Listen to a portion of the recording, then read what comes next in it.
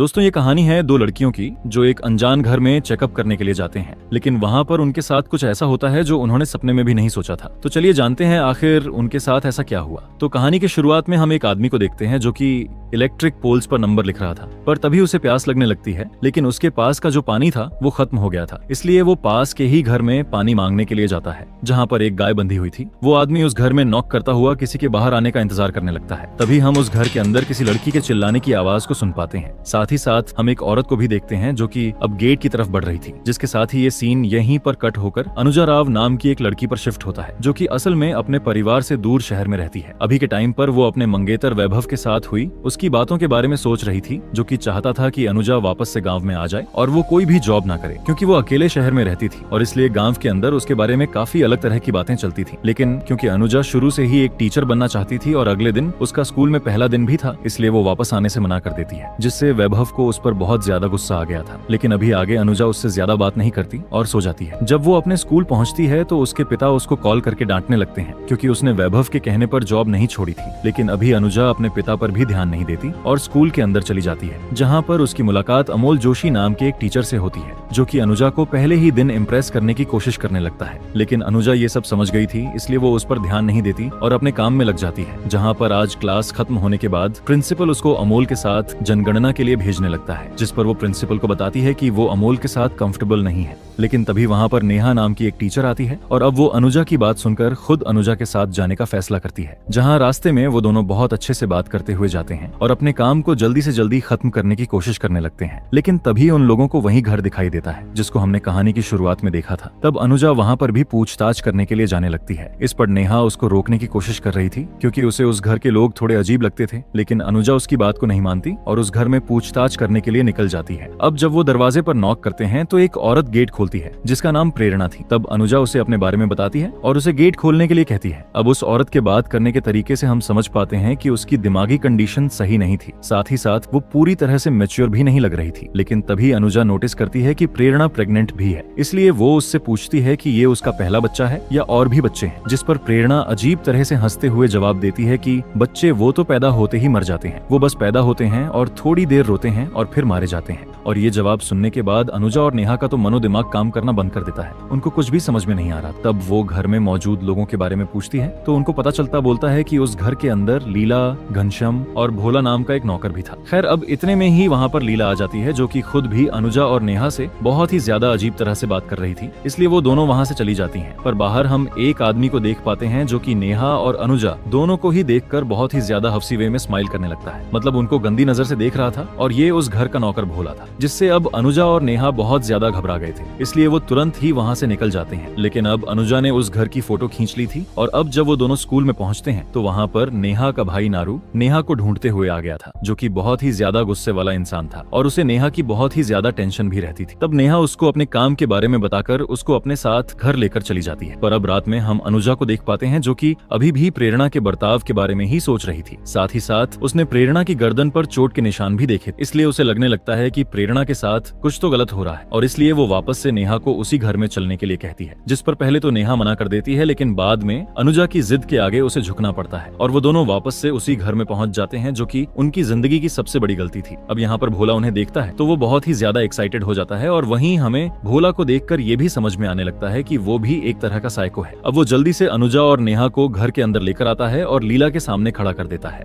तब लीला से बात करने पर अनुजा को पता चलता है कि प्रेरणा की तबीयत खराब है और इसलिए आज वो किसी से भी नहीं मिलेगी। तभी वहाँ पर घनश्याम आ जाता है, जो कि 5 साल के मौन व्रत पर था, जिसमें से अब तक 3 साल ही पूरे हुए थे, इसलिए उसकी जगह भोला सबसे बात करता था। अब देखो तो नेहा और अनुजा को ये परिवार बहुत ही ज्यादा अजीब लगता है और हम सबको भी, इसलिए ये दोनों यहाँ से निकल जाती है। लेकिन तभी भोला भागता हुआ बाहर आ जाता है और उन दोनों से करीबी तरह से चाय के लिए पूछने लगता है, जिस पर वो दोनों कोई रिप्लाई ना करते हुए वहाँ से जाने लगती है। लेकिन तभी वहाँ पर अचानक से बारिश होना शुरू हो जाती है, इसलिए अब बारिश से खुद को बचाने के लिए उन्हें ना चाहते हुए भी उस घर के अंदर वापस जाना पड़ता है। और अब जब रात के टाइम पर भी बारिश नहीं रुकती तो उन दोनों को वहाँ पर ही खाना खाना पड़ता है। लेकिन खाने से पहले लीला कंफर्म करता है कि भोला ने उनकी गाय गंगा को चारा दिया कि नहीं, क्योंकि गंगा के चारा खाने के बाद ही वो लोग खाना खाया करते थे। खैर, अब जब लीला को सही से पता चल जाता है कि गंगा को चारा दे दिया गया है तो सभी खाना खाना चालू कर देते हैं। लेकिन वहाँ भी प्रेरणा अजीब तरह से खाना खा रही थी, जैसे कि उसे खुद से खाना खाना तक ना आता हो, जिसको देखकर अनुजा और नेहा बहुत ही ज्यादा शॉक्ड हो जाते हैं। और अब जब बारिश रुक चुकी होती है तो अनुजा चलने के लिए कहती है, पर क्योंकि रात ज्यादा हो गई थी और नारू अपनी बहन नेहा के ऊपर गुस्सा कर सकता था, इसलिए वो सुबह चलने के लिए बोलती है। फिर वो नारू से भी बात करते हुए झूठ बोल देती है कि असल में वो अपनी फ्रेंड अनुजा के यहाँ पर रुकी हुई है। लेकिन उसकी ये बातें भोला ने सुन ली थी, जो कि उन्हें अपनी हवस भरी नजरों से वहाँ पर देखने आया हुआ था। और जैसे ही उसको पता चलता है कि नेहा और अनुजा के वहाँ पर आने के बारे में किसी को भी नहीं पता, वो तुरंत ही घनश्याम के पास जाकर उसे इस बारे में बताता है कि वो दोनों ही किसी को बिना बताए इस घर के अंदर आए हैं। और उससे वही हवस वाली आंखें लेकर रिक्वेस्ट करने लगता है कि घनश्याम उसे उनके साथ गलत करने की परमिशन दे दे। लेकिन घनश्याम अभी के टाइम पर कुछ भी करने से साफ मना कर देता है, इसलिए भोला भी चुपचाप वहाँ से चला जाता है। तब हम लीला को देखते हैं, जो कि घनश्याम को ही समझाने लगती है कि वो भी भोला को हर बात के लिए मना न करा करे, क्योंकि वो वहाँ से जाकर बाहर सबको ये सब बातें बता सकता। फिर हम घनश्याम को देखते हैं जो कि कहीं पर जाने लगता है। वहीं हम अनुजा को भी नोटिस करते हैं, जो कि खिड़की से घनश्याम को किसी आदमी को कहीं पर लेकर जाते हुए देख रही थी। तब उसको ऐसा लगता है कि वो किसी की लाश को लेकर जा रहा है, जिससे कि वो बहुत ही ज्यादा डर जाती है। और अभी के टाइम पर वो नेहा को इन सब के बारे में बताकर वहाँ से भागने के लिए बोलती है। और अब वो दोनों ही वहाँ से जैसे तैसे निकलने लगते हैं। पर अनुजा सब सच्चाई भी पता करना चाहती थी, इसलिए वो भी उसी कॉटेज में जाने लगती है जहाँ पर घनश्याम गया था। ना चाहते हुए भी नेहा को उसके पीछे जाना पड़ता है, जहाँ पर जाने पर उन्हें किसी इंसान का कटा हुआ अंगूठा दिखाई देता है। और तभी वहाँ पर मौजूद वो आदमी उनके पैर पकड़कर उन्हें वहाँ से छुड़वाने के लिए कहने लगता है, जो कि असल में वही इंसान था जिसको हमने मूवी की शुरुआत में देखा था, यानी कि जो पोल्स पर नंबर लिख रहा था। इसका मतलब ये था कि इन लोगों ने उसको यहाँ पर बंदी बना लिया था। ये सब देखकर तो अनुजा और नेहा बहुत ही ज्यादा डर गई थी। उन्हें कुछ भी समझ में नहीं आ रहा था, इसलिए वो तुरंत ही वहाँ से भागने लगती है। जहाँ रास्ते में नेहा को याद आता है कि वो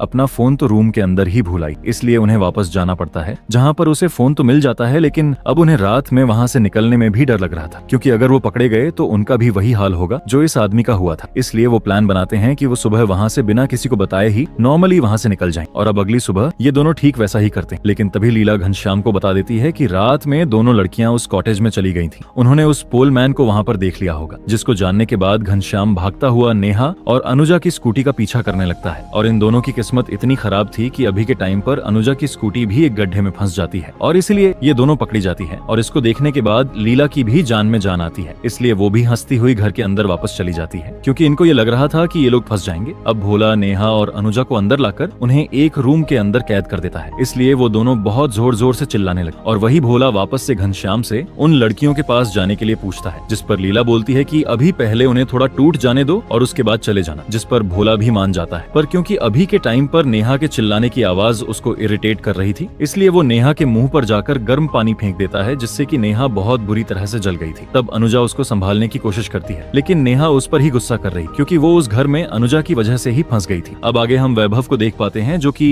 अनुजा को वापस लाने के लिए उसके घर में पहुंच गया था। और सेम टाइम पर वहां पर नारू भी आ जाता है, क्योंकि उसको लग रहा था कि नेहा अनुजा के घर पर रुकी होगी। पर वहां पर वैभव और नारू के बीच में बहस होने लगती है, जिसके अंदर नारू अनुजा के ऊपर इल्जाम लगा रहा था कि वो नेहा को बिगाड़ रही है, और वैभव नेहा के लिए बोलता है कि वही उसे जॉब करने के लिए उकसाती होगी। लेकिन इतने में ही वहां पर अनुजा का मकान मालिक पहुंच गया था, और वो दोनों को शांत करवाकर उन्हें वहां से भेज देता है। वहीं हम उस डरावने घर के अंदर अनुजा को देखते हैं, जिसकी रूम की हालत देखकर उन्हें समझ आ गया था कि इस रूम के अंदर पहले प्रेरणा रहती थी, और शायद घनश्याम ने ही प्रेरणा को भी पकड़ कर रखा हुआ है। और क्योंकि वो भी अपनी हालत प्रेरणा जैसी नहीं करवाना चाहते थे, इसलिए वो जोर जोर से गेट को पीटने लगते हैं। तभी वहाँ भोला और घनश्याम पहुंच जाते हैं। इसको देखकर अनुजा उन पर हमला करके वहाँ से भागने की कोशिश कर रही थी, लेकिन घनश्याम और भोला उन पर भारी पड़ता है। वो उन्हें बेल्ट से बहुत बुरी तरह पीटते हैं और वापस से अपने काम में लग जाते हैं। तभी हम घनश्याम को देख पाते हैं, जो कि अब ऊपर जाकर प्रेरणा के साथ इंटीमेट हो रहा था। जी हाँ, साथ ही साथ प्रेरणा की हालत देखकर हम ये भी समझ सकते हैं कि असल में अब उसको समझ ही नहीं आता कि उसके साथ क्या हो रहा है। वो बस चुपचाप खड़ी रहती है और एक चींटी को मारने की कोशिश करने लगती है। अब आगे जब भोला नेहा और अनुजा के लिए खाना लेकर जाता है, तो उन दोनों में से उस खाने को कोई नहीं खाता, जिस पर भोला गुस्सा होते हुए नेहा को बहुत ही बुरी तरह से मारता है और वहाँ से चला जाता है। अब नेहा और अनुजा सच में बहुत ही ज्यादा टूट चुके थे, पर तभी वहाँ पर अनुजा को ऑयल का एक कंटेनर दिखाई देता है, जिसकी हेल्प से वो जैसे तैसे अपने हाथ को छुड़वा लेती है और बाद में वो नेहा को भी फ्री करवाकर वहाँ से भागने के बारे में सोचने लगती है। तब रूम के अंदर थोड़ा चेक करने पर पर उन्हें एक होल दिखाई देता है जिसकी हेल्प से वो पाइप से होते हुए बाहर की तरफ निकल गए थे। अब तब तक बाहर हम नारू को देख पाते हैं जो कि अब नेहा के बारे में पूछता हुआ घनश्याम के घर में आ गया था। लेकिन जब उससे नेहा के बारे में पूछताछ करी जाती है तो घनश्याम और भोला उसे गुमराह करने की कोशिश करने लगते हैं। तब नारू को भी उनके ऊपर भरोसा हो जाता है, इसलिए वो वहाँ से जाने लगता है। लेकिन तभी उसकी नजर पास में पड़ी हुई नेहा के फोटो पर पड़ती है, जिसको देखने के बाद नारू सब कुछ समझ जाता है कि हो ना हो नेहा यहीं पर है। इसलिए वो तुरंत ही घनश्याम को जाकर धमकाने लगता है और इतने में ही नेहा और अनुजा भी बाहर आ गई थी। पर जैसे ही अनुजा घनश्याम और भोला को बाहर देखती है तो वो उसी कॉटेज में छिपने के लिए चली जाती है जिसमें पोल पर नंबर लिखने वाला आदमी बंदी था। पर क्योंकि नेहा को नारू दिख गया था इसलिए वो बाहर रहकर ही जोर से नारू को चिल्लाती है। मगर जैसे ही नारू उसकी तरफ देखता है तो घनश्याम मौका पाकर उसके सर पर हमला करता है और बाद में एक बड़े पत्थर से उसका मुंह को कुचलकर उसकी जान ले लेता है, जो कि दिखने में बहुत ही खतरनाक सीन था। अब ये सब देखने के बाद नेहा बहुत ही ज्यादा डर गई थी। तभी घनश्याम और भोला नेहा को पकड़कर अनुजा को ढूंढना चालू कर देते हैं। फिर जब अनुजा उन्हें दिखाई देती है तो वो भागने की कोशिश करने लगती है। अब क्योंकि कॉटेज के अंदर बना हुआ पोल मैन समझ गया था कि वो खुद वहाँ से नहीं निकल सकता, इसलिए वो अनुजा को वहाँ से भागने में हेल्प करने के लिए घनश्याम के पैर को पकड़ लेता है, जिस पर घनश्याम गुस्से में आकर उसके सिर में पास में ही पड़ी हुई एक रॉड को घुसा देता है, जिससे मौके पर ही